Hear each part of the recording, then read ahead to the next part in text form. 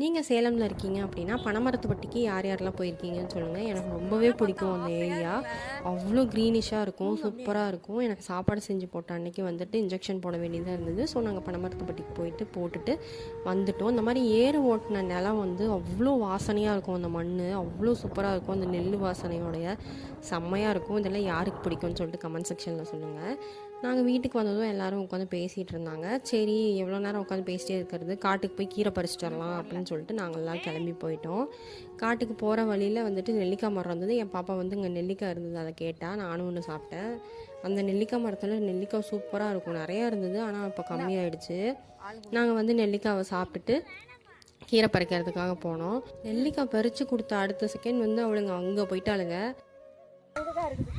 அந்த வயல்ல போட்டேன் இளங்கீரை அந்தாடா அது கீழியா மாட்டு அந்தாண்ட இது தும்ப போட்டியா அலைவியா அப்படியே ஒரு நாள் ஆனா போடுறா இதே தான் இருந்துச்சு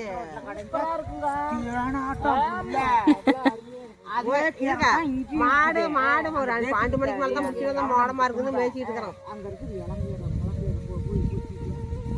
மணியாயிட்ட வந்து எங்கள் அம்மா வந்து கேட்டுட்டு இருந்தாங்க, கீரைலாம் எங்கம்மா இருக்குதுன்னு சொல்லிட்டு. அது வந்து இந்தாண்டா காட்டில் இருக்குது அப்படின்னு சொல்லிட்டு இருந்தாங்க. எங்கள் அம்மா சொன்னதுக்கப்புறம் தான் அந்த கீரையை பறிச்சுட்டு போய் நான் சமைச்சேன். அவ்வளோ சூப்பராக இருந்தது, தேனாட்டம் இருந்ததுன்னு சொல்லிட்டு இருந்தாங்க.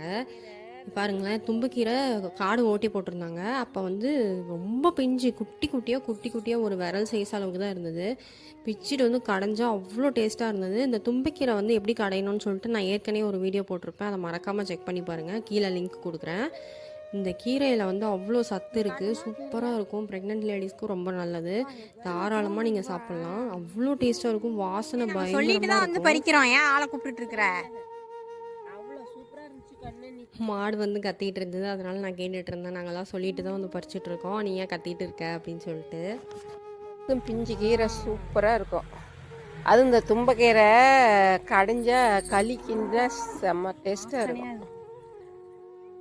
எனக்கு இந்த புளிச்சக்கீரை வாசனை, இந்த கீரை வாசனை எல்லாம் ரொம்ப பிடிக்கும்.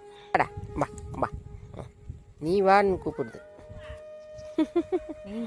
அடே சண்டைக்கு வராரு பாரு.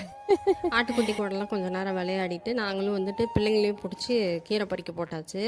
அதுக்கப்புறம் என் பிள்ளை வந்து வயிற்றில் இருக்க பாப்பாட்ட கொஞ்சிட்டு முத்தம் கொடுத்துட்டு இருந்தா. அதுக்கப்புறம் என் பாப்பா வந்து இதை எடுத்துகிட்டு வந்து கொடுத்தா, பாருமா குட்டி மயிலிறகு அப்படின்னு சொல்லிட்டு. அப்புறமேட்டு எல்லோரும் கொஞ்சம் நேரம் உட்காந்து பேசிட்டு கிளம்பிட்டோம். இந்த மாதிரி ஒரு பீஸ்ஃபுல்லான லைஃப் வந்து யாருக்கு தான் பிடிக்காதுன்னு சொல்லுங்கள். இந்த இடமும் அவ்வளோ அமைதியாக அவ்வளோ சூப்பராக இருக்கும். ஆடு மாடு சத்தத்தோடு அவ்வளோ நல்லாயிருக்கும் பார்க்குறதுக்கும் கேட்குறதுக்குமே.